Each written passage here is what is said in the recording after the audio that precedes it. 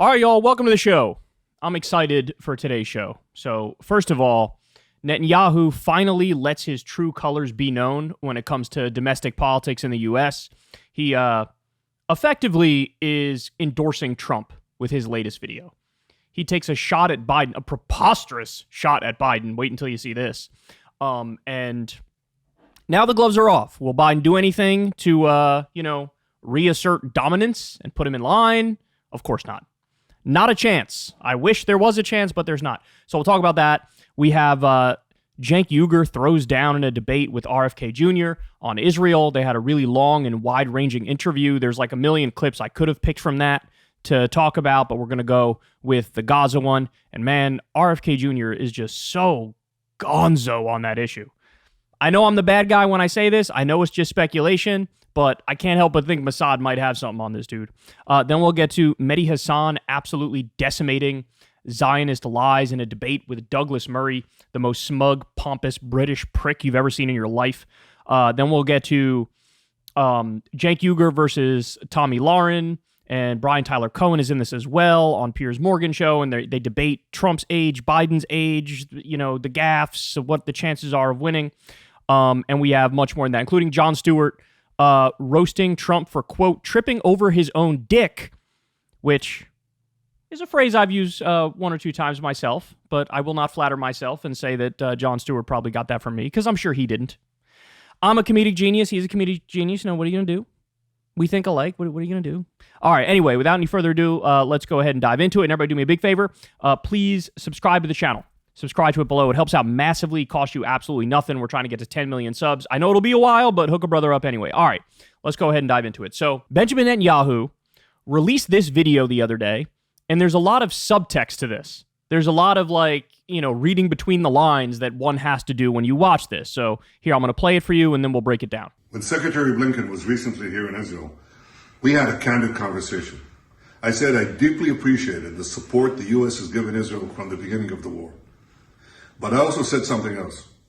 I said it's inconceivable that in the past few months, the administration has been withholding weapons and ammunition to Israel. Israel, America's closest ally, fighting for its life, fighting against Iran and our other common enemies. Secretary Blinken assured me that the administration is working day and night to remove these bottlenecks. I certainly hope that's the case. It should be the case. During World War II, Churchill told the United States, "Give us the tools, we'll do the job." And I say, give us the tools and we'll finish the job a lot faster. So right off the bat, this guy's got some fucking nerve, doesn't he? This guy's got some nerve. The United States is Israel's sugar daddy. We give them endless money. We give them endless weapons. We've given them nothing but a green light and total support for what amounts to an ethnic cleansing and a genocide. And now he comes out here and does this video and chastises and castigates both Biden and Blinken and says, you guys better send the weapons and send them faster. What are you doing? What's the holdup? By the way, what are you even talking about? There is no holdup. There is no slowing down of the weapons. There is no stopping the weapons. None of that's happening. That's all made up. There was one report months ago where Biden allegedly was like, hey, we're going to stop sending the 2,000-pound bombs because you keep dropping them in civilian areas and massacring entire blocks of innocent civilians. So we'll slow down on the 2,000-pound ones. But then he went back on that in the same way that he went back on sanctioning the worst of the worst extremist illegal settlers. He said he was going to do that, then he backed off it. He said he was going to do the thing with the 2,000-pound bombs, then he backed off it. There's been not a hitch in the system the entire time. They've been aiding and abetting your genocide every single step of the way. So first of all, it's just not fucking true. Second of all, even if it was true, who the fuck does this guy think he is? Guys, I'm sure this is part of that bill that just passed where anything and everything under the sun is considered anti-Semitic according to Congress, but is it really anti-Semitic to now question who wears the pants in the relationship? He's effectively bossing around Biden. He's bossing around Blinken. How dare you hold it up? That's ours. What the fuck are you talking about? But look, perhaps even the more important part, the subtext here, is this is him with a wink and a nod and a boost to Trump. That's what this is. Oh, yeah, these guys over here, man, they're not helping us enough. Maybe they're anti-Israel is the subtext. Maybe they're not really in this to win the war. We need strong backbone and leadership. Stop holding up the weapons. This Democratic administration has been a real problem. Guys, we all knew every step of the way he supported Trump. Everybody seemingly knew that, except Joe Biden. So here's Biden hitching his wagon to a far-right Likud neocon warmonger genocidal maniac. This guy's tanking his reelection chances, and this is the fucking thanks Joe gets for doing this. In a weird way, this is poetic justice, isn't it? Because everybody who had a brain told him from the beginning, what are you doing? This guy's a monster. This guy's a maniac. Doesn't matter how often you kowtow to him, he's just going to demand you do it more. And this is him effectively trying to humiliate Biden, humiliate Blinken, and give a wink and a nod and support to Trump. Remember, guys, Trump is the one who said, yeah, you can move the embassy to Jerusalem. Trump is the one who did the Abraham Accords, which was a giant middle finger to the Palestinians, normalizing relations between Israel and some of the other Arab countries. It's Trump. He took $100 million from Sheldon Adelson on 2 separate occasions and basically let Sheldon Adelson control Israel policy and gave them whatever the hell they wanted. So they know, and by the way, Netanyahu knows Biden is incredibly sycophantic and gives Israel whatever they want. He just knows that he can get even more from Donald Trump. And so this is the thanks that Biden gets. By the way, I guarantee you the reaction to this video is Biden will hurry up and send more money and more weapons to Israel. I guarantee you that's the reaction. Because, look, when it comes to Biden, and there's a bigger conversation to be had here, but obviously the AIPAC money, the Israel lobby, that's one thing that I'm sure influences him in this direction. But also, I just think he's a committed card-carrying Zionist.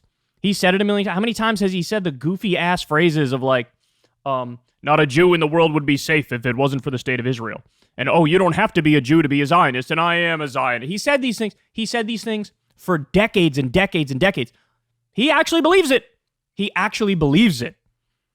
And again, this is the thanks he gets for the endless money, the endless weapons to help arm and fund a genocide. This guy stabs him in the back anyway because he wants somebody who's further right, who's going to give him more money and more weapons and greenlight even more of the atrocities and the barbarism and the savagery.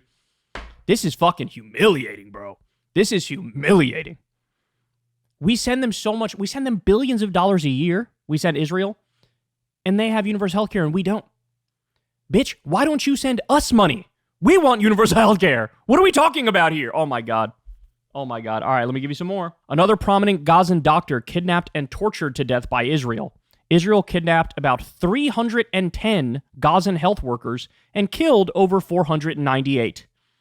Part of a calculated strategy to impose living conditions calculated to bring about a group's destruction in whole or in part, i.e. genocide. Citing a Haaretz article here, Israel arrested a senior doctor in Gaza. 6 days later, he died in a Shin Bet interrogation facility. Shin Bet is like, an Israeli intelligence agency. Dr. Iyad Rantisi, 53, ran a women's hospital in Beit Lahia in northern Gaza. The Shin Bet says he was arrested on suspicion of involvement in holding hostages and died a week later. The circumstances of the death are being examined by the relevant. I love this. We're examining, nice word. We're examining whether or not we did anything wrong. And by the way, spoiler, we never do anything wrong. Remember, guys, it was Euromed Monitor, this group, that exposed the 42 different kinds of torture that are currently being done to Palestinian hostages. And by the way, yes, there are Palestinian hostages, even more than there are Israeli hostages. There are thousands of Palestinian hostages. I don't even know how many are left now of the Israeli hostages. Is it 3 digits? Is it over 100? I don't even remember now. But, there's way more Palestinian hostages is the main point. And, of course, in the West, nobody really talks about that in detail. Have you seen a single report in mainstream media in the U.S. about the 42 different kinds of torture that are being used by Israel, including, by the way, anal rape with a hot rod, including keeping handcuffs on for such extended periods of time that the circulation is cut off and people have needed to have feet and hands amputated as a direct result of that. And I'm just getting started in that conversation. As you can imagine, we've covered previously the 42 different kinds of torture. Okay. Now, this is crazy. Zeteo News, which of course is Mehdi Hassan's new venture, they did a documentary and they released a trailer. And this is one of the clips from that. This is what happens when you talk to Israeli authorities about what's currently going on. When a journalist sits down and tries to get answers from Israeli authorities. Watch this. They've destroyed the university. There's no more education now in Gaza. I think the education in Gaza was something you need to preserve. You can find it's humiliating, Oh, maybe humiliating. I don't. Someone's home. As I told you before, I don't see any problem with humiliating the Palestinians. There is nothing with humiliating. This is the mindset. This is the mindset. We've cited the poll that happened pretty early on in this. It was only 4% of Israelis said, hey, the IDF is using too much force in Gaza. Only 4% said that. It was over 90% that said they're using the right amount or not enough. And this was already when children's corpses were piling one on top of the other. This is the mindset. Wholesale dehumanization. That's what it is. All right, and then I'll give you this as well. So Hezbollah drones are out there screenshotting all sensitive Israeli positions, chemical and oil storages in the entire port of Haifa, while the Iron Dome has been having some issues lately. And so is it going to be perfect in protecting Israel? Probably not. And so look at this. Hezbollah drones getting this stuff. I'll mute it. That music's probably copyright, but here you go. Speed this up a little bit. So in other words, look, to put this in layman's terms, this is Hezbollah basically, this is a warning to the IDF. Yeah, you think you want a war with us. You think you want a war with Hezbollah. You do not. You do not. Because we're not just going to take it sitting down. And if this thing becomes a full-scale war, we're going to take out some critical infrastructure that you have. We could take out the port. We could take out oil storages, and then you're in real trouble. Look, this was always the point about the neocon warmongers like Netanyahu, is that not only are they strategically wrong and immoral, but they're also fucking stupid. There was that very famous clip of Netanyahu testifying in front of Congress, right? It was either at the beginning of the Iraq War or just before the lead up to the Iraq War. And he was basically saying, look, you guys don't understand. This is the best policy possible. Because what's going to end up happening is Saddam Hussein is going to get taken down, and then democracy is going to flourish in the region. And everybody else is going to be better off as a result of it. All of the, evil authoritarian dictators and the extremists, they're going to go into the waste bin of history. And if you do this war, the Middle East will be basically just like another flourishing United States of America with a democratic system, and everybody's allies with the U.S. and with Israel, and so that's why this war in Iraq is absolutely necessary and wonderful. He was wrong about literally everything he said. And to this day, he's wrong about literally everything he says.